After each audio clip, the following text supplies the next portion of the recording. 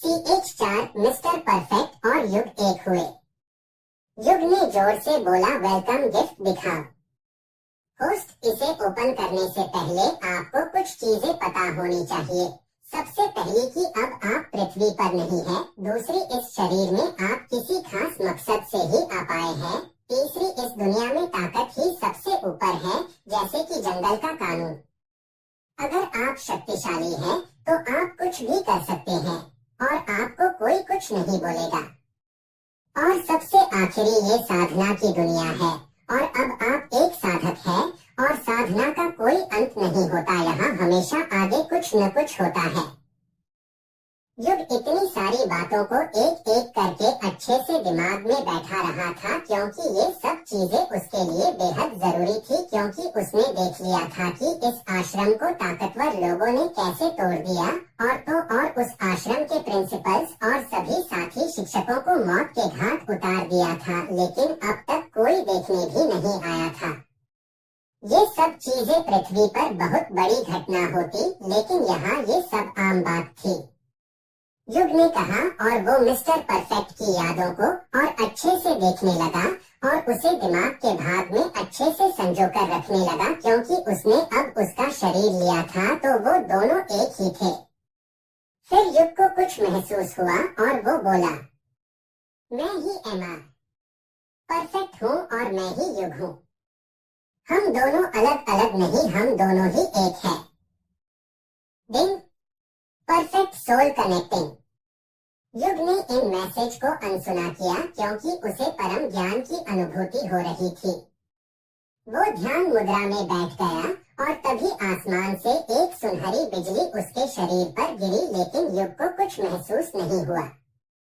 वो तो वैसे ही ध्यान मुद्रा में बैठा रहा और फिर एक के बाद एक कई बिजलियां उस पर गिरती रही। ऐसा लग रहा था मानो आसमान को युग से नफरत हो गई थी और वो युग को मिटाना चाहता हो, लेकिन चीजें उससे बिल्कुल विपरीत थी। वो पूरा क्षेत्र बिजलियों का घर बन गया था। उस जगह के लगभग 15 से 20 किलोमीटर तक हर जगह बिजली गिर रही थी। जब उस क्षेत्र के शक्तिशाली लोगों को इतनी खतरनाक बिजली आभा महसूस हुई, तो वो भी भागे भागे उस दिशा में दौड़े, लेकिन जब वो बिजली वाले क्षेत्र में एक कदम आगे बढ़े, तभी एक जोरदार बिजली सीधी उनके ऊपर गिरी और सामने जा रहे 4 ताकतवर व्यक्ति के मौके पर ही मौत हो गई। यहाँ तक कि उनके शरीर के सारे अंग भी जलकर राख हो गए। ये देखकर किसी ने भी इस क्षेत्र में जाने की हिम्मत नहीं की, उल्टा वो उस जगह से और दूरी पर जाकर खड़े हो गए।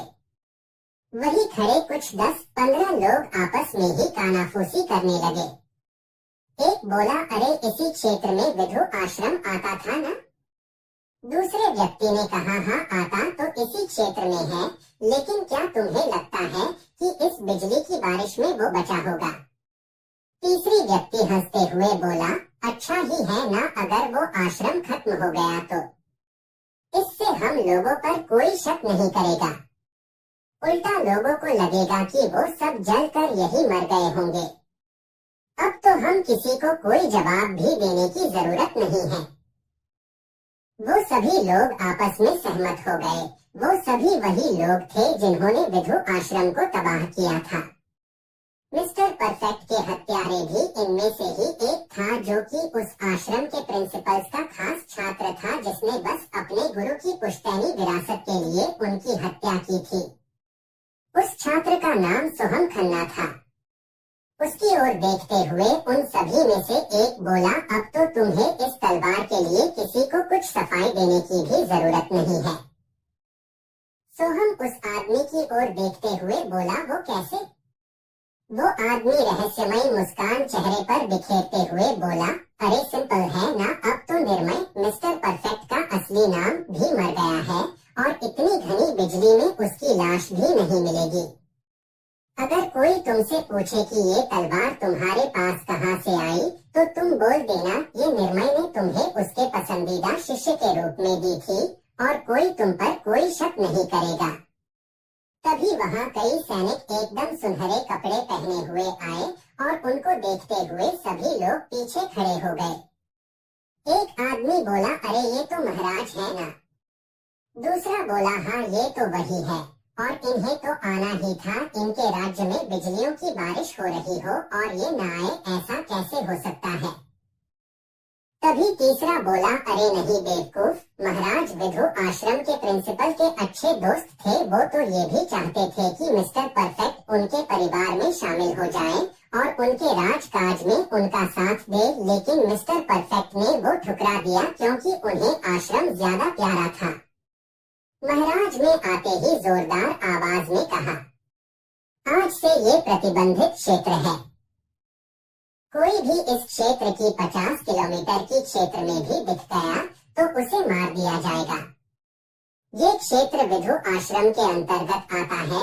यदि कोई विधु आश्रम का व्यक्ति आएगा तो हम उसे ये क्षेत्र सम्मान सहित दे देंगे। क्या इससे किसी को कोई आपत्ति है? अब भला महाराज की बातों को कौन टाल सकता था? किसी ने भी कुछ नहीं कहा। महाराज ने फिर कहा, तो फिर राय हुआ, अब आप लोग यहाँ से जा सकते हैं। सभी लोग एक एक करके वहाँ से चले गए। महाराज कुछ देर तक वहाँ खामोश खड़े रहे। किसी को नहीं पता था कि वो क्या सोच रहे हैं। किसी सैनिक ने भी उन्हें कुछ नहीं कहा। तभी एक व्यक्ति जो बहुत बूढ़ा था, जिसकी सफेद बाल और लंबी दाढ़ी थी, वो कहीं से प्रकट हुआ और महाराज के सामने जाकर खड़ा हो गया और उसके कंधे पर हाथ रखते हुए बोला, चलो अमर चलते हैं। दरअसल महाराज का पूरा नाम अमर प्रताप चौधरी था।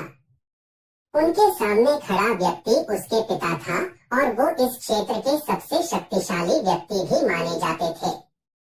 अमर प्रताप ने रुआंसे स्वर में कहा, पिताजी, मैंने निर्मय से कहा था कि वो हमारे परिवार में शामिल हो जाए, लेकिन वो नहीं हुआ। लेकिन अब देखिए। उसके पिताजी ने भी उसका हौसला बढ़ाते हुए कहा, कोई बात नहीं, हर व्यक्ति को एक न एक दिन जाना ही होता है। हाँ, निर्मय बहुत जल्दी चला गया। अगर वो अभी जीवित भी होगा तो हम कुछ नहीं कर सकते। इस भीषण बिजली के सामने तो मेरी भी शक्तियाँ चींटी के समान हैं। दरअसल निर्मय सीनियर प्रताप चौधरी को भी पसंद था, क्योंकि वो हमेशा शांत और बेहद दयालु प्रवृत्ति का आदमी था, जो हमेशा दूसरों की मदद करता था।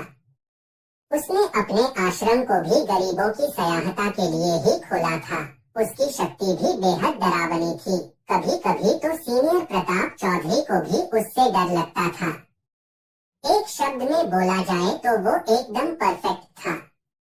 राजा अमर प्रताप ने कुछ देर के बाद अपनी खामोशी तोड़ते हुए कहा, आपने ठीक कहा पिताजी। फिर वो अपने सैनिकों की ओर मुड़ते हुए बोले, तुम में से 20 लोग यही रुको और अगर कोई भी इस क्षेत्र में दिखे तो उसे सीधे मार दो या मेरे पास लेकर आओ। मैं अपने दोस्त के विश्राम स्थल को ऐसे ही लोगों का पर्यटन स्थल बनते हुए नहीं देखना चाहता। ये आदेश देकर वो वहाँ से चले गए। इधर दूसरी ओर वो बिजली उसी तरह युग पर गिरती रही और युग के शरीर में से हड्डियां चटकने की आवाज आती रही। ऐसा ही लगातार 2 दिनों तक चलता रहा। फिर जाकर वो बिजली शांत हुई। युग ने फिर अपनी आंखें खोल कर देखा तो अपने आसपास से उसे जलने की बदबू आ रही थी। दूर दूर तक जली हुई चीजें ही दिख रही थी। फिर भी उसे कोई हैरानी नहीं हुई। उसे देखकर ऐसा लग रहा था मानो अब वो पूरी तरह बदल गया हो। ऐसा लग रहा था मानो अब वो एक बकरी के बच्चे से एक खूंखार शेर बन गया हो, लेकिन उसका रूप अब और कम उम्र का दिखने लगा। वो 30 वर्ष के मर्द के रूप से सीधा अब कोई 16 से 17 वर्ष का बच्चा दिख रहा था। उसके बाल अब और ज्यादा काले हो गए थे। उसका चेहरा अब दूर से भी ज्यादा सफेद और चमकदार हो गया था। अब उसे देखकर तो एक बार खूबसूरत से खूबसूरत लड़कियां भी एक बार को शर्मा जाएं। उसकी आंखों में अब एक अलग सी शांति देखा जा सकता था। उसे देखकर कोई भी उसमें खो जाएगा। वो अपनी ही जगह पर खड़ा हुआ और अपने शरीर को घुमाते हुए अपनी हड्डियां चटकाने लगा और कड़क कड़क आवाज उसके शरीर में से आने लगी। वो फिर सामने की ओर देखते हुए झुक गया और बोला, निर्मय मैं तुम्हारे जैसा परफेक्ट तो नहीं बन सकता, हाँ, लेकिन अब तुम और मैं एक ही है, तो मैं तुम्हारी आखिरी ख्वाहिशों को पूरी करने की कोशिश जरूर करूंगा। जब युग ध्यान मुद्रा में था तो उसने निर्मय की सारी यादें अच्छे से देख ली थी कि कैसे वो एक आम इंसान से खास बना, कैसे उसने कई गरीबों और लाचारों की मदद की, कैसे वो हर किसी को समान दृष्टि से देखता था, कैसे उसकी शक्तियां बढ़ी थी, कैसे उसने एक एक पायदान करके यहाँ तक का सफर किया था। युग ने निर्मय के हत्यारे और उन लालची आश्रम के गुरुओं को भी देखा था, लेकिन उसने ये भी महसूस किया कि निर्मय के मन में उनके लिए कोई बैर भाव नहीं था। वो तो मरते दम तक बस यही सोचता रहा कि उसके मरने के बाद उसके आश्रम का क्या होगा, क्या होगा उन मासूम बच्चों का। युग ने ऐसा इंसान आज तक नहीं देखा था। युग ने फिर 5 बार झुककर उसी दिशा में अपना सर झुकाया। दरअसल 5 बार सर झुकाने का मतलब इस दुनिया में था कि कोई एक बहुत बड़ी प्रतिज्ञा लेने जा रहा है जो वो किसी भी हाल में पूरा करेगा, नहीं तो स्वर्ग की काली बिजलियां उस व्यक्ति को मौत के घाट उतार देगी।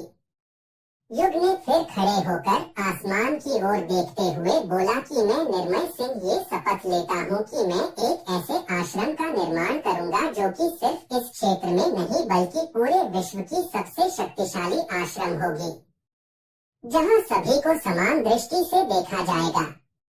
इस प्रतिज्ञा के बाद युग ने सिस्टम से पूछा कि जब मैं ध्यान मुद्रा में था तो मुझे ऐसा क्यों महसूस हो रहा था कि कोई मेरे शरीर को बाहर से ताकत दे रहा है।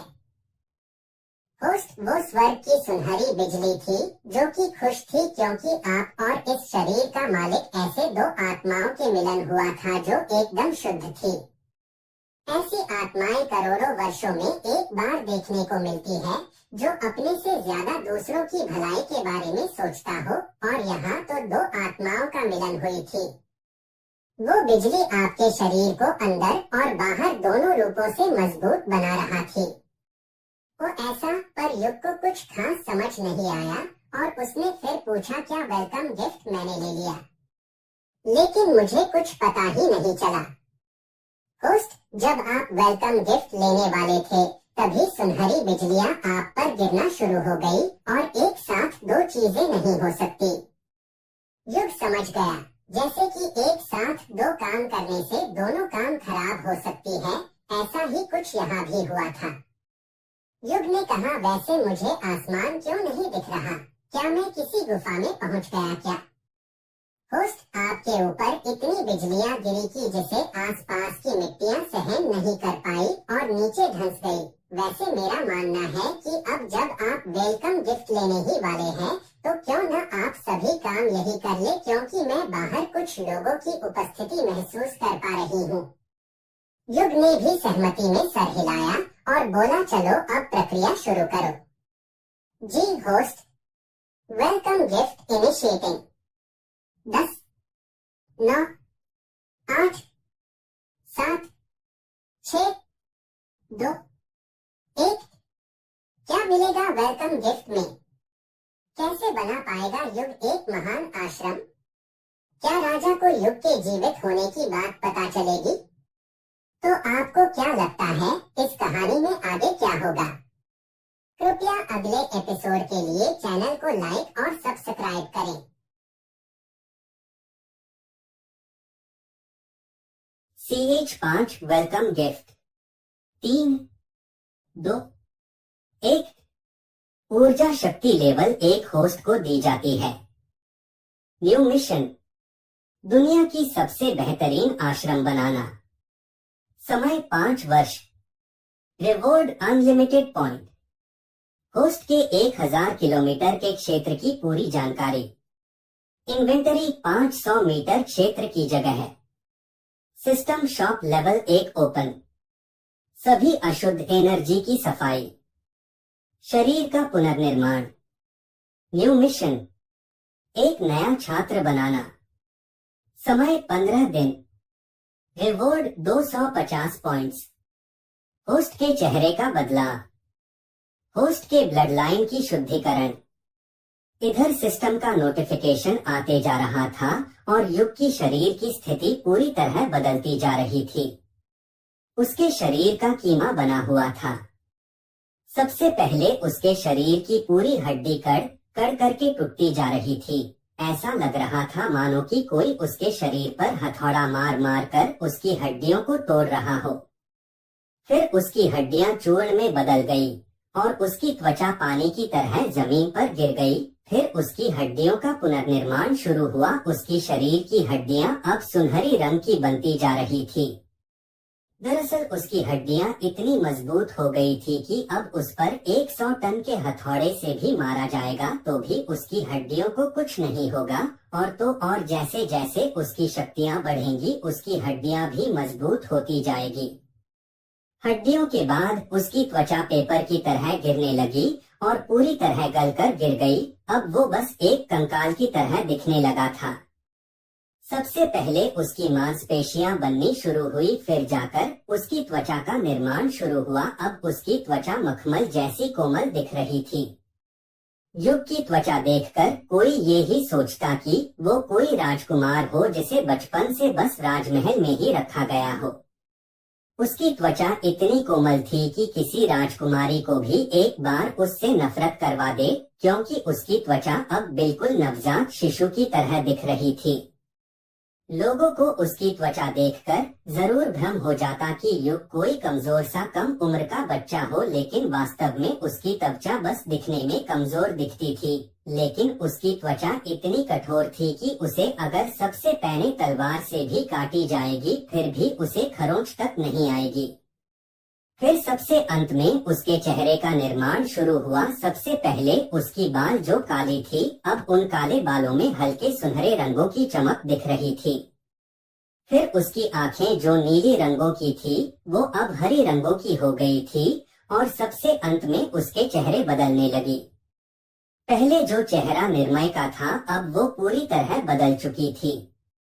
अब वो इतना ज्यादा सुंदर दिख रहा था जैसे मानो स्वर्ग से उतरा कामदेव ही सामने खड़ा हो। युग अब पूरी तरह बदल चुका था। अब वो ना ही युग दिख रहा था, न ही वो अब मिस्टर परफेक्ट की तरह दिख रहा था। अब वो कोई और ही तीसरा आदमी बन गया था। फिर सबसे अंत में उसके शरीर की खून का शुद्धिकरण होना शुरू हो गया। उसके शरीर में जो पहले खून थी अब वो और ज्यादा शुद्ध होता जा रहा था। ये सब चीजें लगातार 2 घंटे तक होती रही और अब जाकर युग ने आंखें खोली। उसने अपने आप को ऊपर से नीचे तक देखा। उसे अपने शरीर में हुई बदलाव से खुद को बेहद शक्तिशाली महसूस हो रहा था। फिर उसके सामने बहुत से नोटिफिकेशन एक के बाद एक आने लगे और युग ध्यान से देखने लगा कि क्या क्या हुआ है। क्षेत्र की जानकारी, इन्वेंटरी, सिस्टम शॉप ओपन, सभी अशुद्ध एनर्जी बाहर निकल गई। शरीर का पुनर्निर्माण पूरा हुआ। चेहरे का बदलाव पूरा हुआ। ब्लड लाइन शुद्धिकरण इंसान लेवल। युग ने फिर अपने चेहरे पर हाथ फिराया, उसे बेहद अच्छा लगा। फिर वो बाकी की चीजों के बारे में सोचने लगा। फिर अचानक 2 चीजों ने उसका ध्यान खींचा। वो चीजें थी इन्वेंटरी और शॉप। उसने सिस्टम से पूछा कि ये क्या है। होस्ट, इन्वेंटरी एक तरह से आपका प्राइवेट कमरा है जिसमें 500 मीटर की जगह है। इसको आप अपनी सामानों को रखने के लिए आप यूज कर सकते हैं। लेकिन अभी ये लेवल 1 का है तो आप इसमें सिर्फ निर्जीव चीजों को ही रख सकते हैं। शॉप एक तरह से दुकान ही है। इसमें जाकर आप अपने लिए नई नई हथियार, ध्यान तकनीकें, दवाई और बहुत सी चीजें खरीद सकते हैं। हाँ, लेकिन आपको इसके लिए पॉइंट्स का यूज करना पड़ेगा और हाँ, ये पॉइंट आपको मिशन करने से मिलेगी। युग को अब सिस्टम की लगभग सभी चीजें समझ आ गई थी और उसने अब वो नई 2 मिशन भी देख ली थी। अब बस उसे इस जगह से बाहर निकलना था। थोड़ा धक्का देने पर वो जमीन से बाहर आ गया। बाहर का नजारा तो पूरी तरह बदल गया था। हर ओर काली काली धुएं ही धुएं दिखाई दे रहा था। उसे बिजलियों के बारे में पता था, तो उसे ज्यादा हैरानी महसूस नहीं हुई। वो अब ये सोच रहा था कि इस दुनिया में नई शुरुआत कैसे और कहां से की जाए, और उसे नए मिशन भी तो मिले थे। पहली वाली मिशन में अभी समय बहुत था, लेकिन दूसरी मिशन में ज्यादा समय नहीं था। उसने फिर सोचा क्यों न एक बार यहाँ चक्कर मार कर देख ले। युग वहीं आसपास चक्कर लगाने लगा।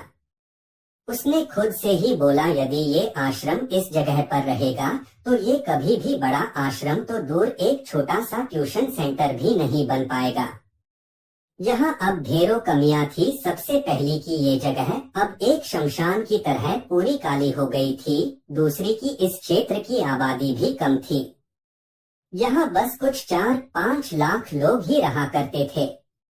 युग को सबसे पहले एक ऐसी जगह चुननी थी जो कि प्रकृति से घिरी हो, जहाँ पढ़ने का माहौल हो।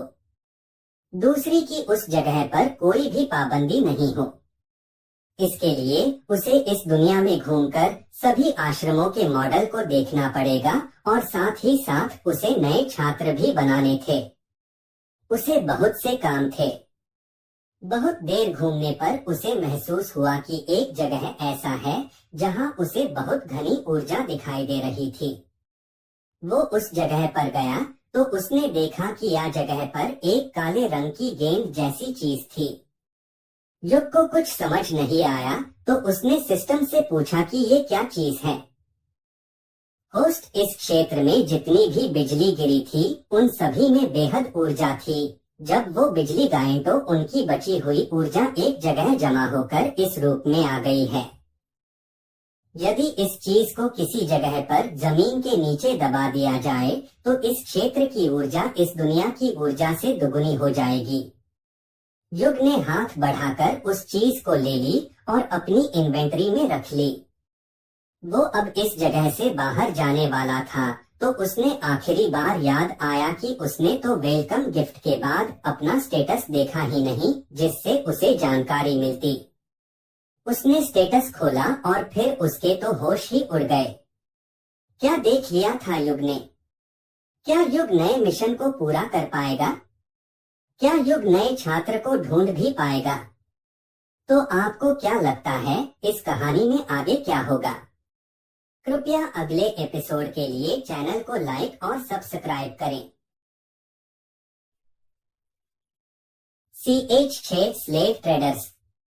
नाम निर्मय सिंह, युग mister perfect, body type godly, spiritual root thunder wind, ध्यान कला ऊर्जा ध्यान परफेक्ट ध्यान, रैंक आत्मीय level 6, legacy none, blood line human, speed 100, strength 250, intelligence 80, dexterity 24, weapon intent तलवार, talent scan talent copy, inventory energy circle, shop unlocked, point 10।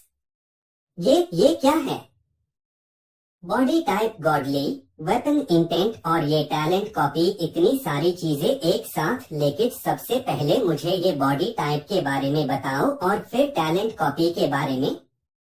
Host, ये सभी आपको सिस्टम के रूप में गिफ्ट में मिली है। ये सभी चीजें आपके काम आएंगी। सबसे पहले बॉडी टाइप, ये 1000 लोगों में से किसी एक के पास होता है। सभी बॉडी टाइप अलग अलग होते हैं, जैसे कि बर्फीली, जहरीली, राजाओं की और संतों की। इन सभी का कोई न कोई रैंक होता है। सबसे ऊपर संतों की बॉडी टाइप होती है, लेकिन ये सब इस दुनिया के लोगों का मानना है। सबसे ऊपर गॉडली ही होती है। इस टाइप से किसी आदमी के पास गॉड लेवल तक पहुंचने की शक्ति होती है। उसके बाद वेपन इंटेंट, ये एक तरह से ऊर्जा के जैसी ही होती है। सबसे पहले ऊर्जा, फिर आभा, फिर प्रकृति और सबसे अंत में सम्राट लेवल होती है। मतलब कि शरीर की शक्ति के साथ साथ हथियारों की भी शक्तियों का लेवल होता है। और टैलेंट हर इंसान में कुछ न कुछ होता ही है, जैसे कि किसी में लोहारी का, किसी में युद्ध करने का, किसी में सुनार का, किसी में विज्ञान का, किसी को राजनीति करने का, इसी तरह और कई सारे टैलेंट होते हैं। आप इनमें से किसी भी टैलेंट को स्कैन करके आसानी से अपना टैलेंट बना सकते हैं। इतनी सारी चीजों को सुनकर युग को अब सिस्टम की शक्तियों का थोड़ा बहुत ही अनुभव हो रहा था कि ये सिस्टम कुछ ज्यादा ही शक्तिशाली है। और युग को ये भी समझ आ गया था कि उसे हर किसी से सिस्टम की जानकारी को छिपा कर रखना था, क्योंकि अगर किसी के पास ज्यादा ताकतवर चीज हो तो वो भी उस आदमी के लिए मौत की ही घंटी होती है।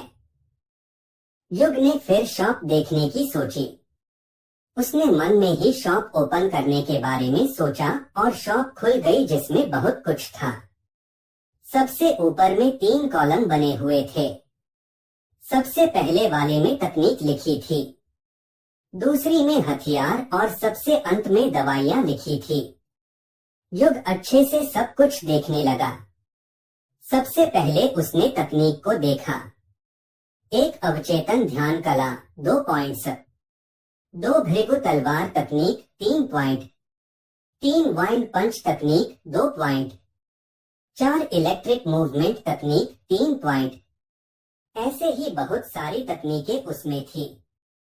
फिर उसने हथियार वाले कॉलम को देखा तो उसमें कई हथियारें थी, जैसे कि तलवारें, सेबर और कुल्हाड़ी। हर किसी के आगे 5 पॉइंट ही थी। ये सभी चीजें ज्यादा शक्तिशाली नहीं दिख रही थी और नीचे जाने पर अच्छी किस्म की चीजें थी जो कि लॉक्ड थी। सबसे अंतिम में गोलियां थी, जिसमें कई गोलियां था, जैसे कि ऊर्जा गोली, जहरकाट गोली, रूप परिवर्तन गोली और ऐसी ही कई गोलियां, जिसमें से सबसे ज्यादा ध्यान युग का इनविजिबल गोली ने खींचा जो कि 3 पॉइंट की थी। युग ने उस पर क्लिक किया तो गोली की जानकारी उसके सामने आ गई। इनविजिबल गोली। अपने नाम के ही अनुरूप ये गोली किसी भी व्यक्ति को 2 मिनट तक गायब कर सकती है और इसे बस यूजर से 2 रैंक के ऊपर के ही आदमी तक उपयोग में लिया जा सकता है। उससे ऊपर के व्यक्ति पर ये गोली असरदार नहीं रहेगी। इस गोली का उपयोग एक दिन में बस एक ही बार किया जा सकता है। युग ने ये गोली खरीद ली। अब युग पूरी तरह से तैयार था इस जगह से बाहर निकलने के लिए। उसने बाहर की ओर अपना रुख किया। वो चलते चलते उस जले हुए क्षेत्र से बाहर निकलने लगा। जब वो बाहर वाले क्षेत्र में पहुंचा तो उसे वहां कई व्यक्ति हाथ में हथियार लिए हुए एक फॉर्मेशन में खड़े दिखे, जैसे मानो कि वो इस जगह की पहरेदारी में लगे हो। उनके कपड़े हरे रंग के थे और उन लोगों ने सुनहरे रंग का कवच पहन रखा था। युग को ये देखते ही समझ आ गया कि ये लोग इस देश के राजा के आदमी हैं।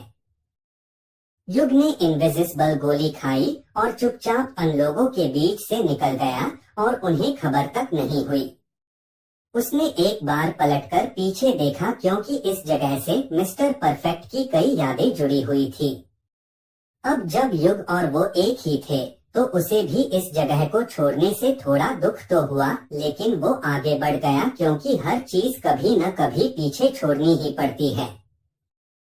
युग चलते चलते एक शहर जैसे क्षेत्र में पहुंच गया। उसे यहाँ बहुत सी जानकारी इकट्ठी करनी थी और उसे अपना पहला छात्र भी ढूंढना था।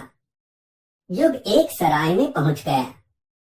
वहां उसने अपने लिए एक कमरा बुक किया और उसी सराय के होटल में खाने के लिए रुक गया। उसे यहाँ खाते खाते ही बहुत सी बातें भी पता चली, जैसे कि विधु आश्रम को किसी दानवीय बिजली ने बर्बाद कर दिया और उस आश्रम के सभी गुरु और छात्र मौके पर ही मारे गए और वो क्षेत्र अब एक प्रतिबंधित क्षेत्र बन चुका है। यहाँ लोग सोने, चांदी और तांबे के सिक्के का उपयोग बाजारों में करते हैं। यहाँ का राजा बेहद दयालु किस्म का है और सभी प्रजा उसकी बहुत इज्जत करती है। इस देश का सबसे शक्तिशाली व्यक्ति राजा की पिता है, जो कि 9 स्टार का योद्धा है। युग वैसे भी उससे कई गुना ज्यादा शक्तिशाली है। ये देश एक छोटा सा देश है जो चारों ओर से रेगिस्तानी मिट्टी से घिरा हुआ है। यहाँ व्यापार का साधन भी कुछ खास नहीं है। युग खाना खाते हुए लोगों को स्कैन भी करता जा रहा था और उसे एक आदमी दिखा जो कि एक स्लेव ट्रेडर था। इस देश में वैसे तो स्लेव ट्रेडिंग पर पाबंदी लगी थी, लेकिन लोग छुपकर ये काम करते थे। ये लोग किसी गरीब, अनाथ या बेसहारा लोगों को पकड़कर अमीर लोगों को नौकर के रूप में बेच देते हैं। वो आदमी उठकर सराय से जाने लगा तो युग भी उसके पीछे हो लिया। युग की ताकत इतनी ज्यादा थी कि कोई भी उसे महसूस तक नहीं कर सकता था।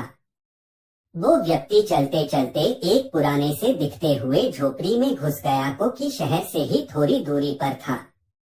युग भी चुपचाप उसके पीछे चल रहा था। युग जब झोपड़ी के अंदर गया तो उसे जमीन पर कुछ घास के ढेर मिले, जिसे युग ने पाँव से हटाया तो वहाँ एक दरवाजा था। युग दरवाजा खोलकर उसमें चला गया तो उसे दर्दनाक चीखें अलग अलग लोगों की सुनाई देने लगी। अब युग का दिमाग खराब हो रहा था। उसे वो आदमी दूर कुर्सी पर बैठे दिख गया तो युग सीधे उसी के पास पहुंच गया। वो आदमी अचानक से किसी को अपने पास भूत की तरह देखकर एकदम से चौंक गया। वो आदमी थोड़ी देर में ही अपने आप को सही करके युग को गौर से देखा। जब उसने देखा कि ये कोई 15 से 16 वर्ष का बच्चा है तो वो जोर से पूछा, "ये बच्चे कौन हो तुम? और तुम यहाँ तक कैसे पहुँच गए?" युग ने कुछ नहीं कहा और सीधा एक थप्पड़ उस आदमी के गाल पर जड़ दिया। थप्पड़ की आवाज इतनी जोरदार थी कि वो आवाज एकदम से कमरे में गूंज गई, जिससे कि आसपास के सभी व्यक्ति उसी ओर देखने लगे। जब उन्होंने देखा कि किसी बच्चे ने उनके लीडर को थप्पड़ जड़ दिया है तो वो सभी कामों को छोड़कर उसके पास चले आए। क्या करने वाला है युग उनके साथ? क्या युग उन स्लेव को बचा पाएगा? तो आपको क्या लगता है इस कहानी में आगे क्या होगा? कृपया अगले एपिसोड के लिए चैनल को लाइक और सब्सक्राइब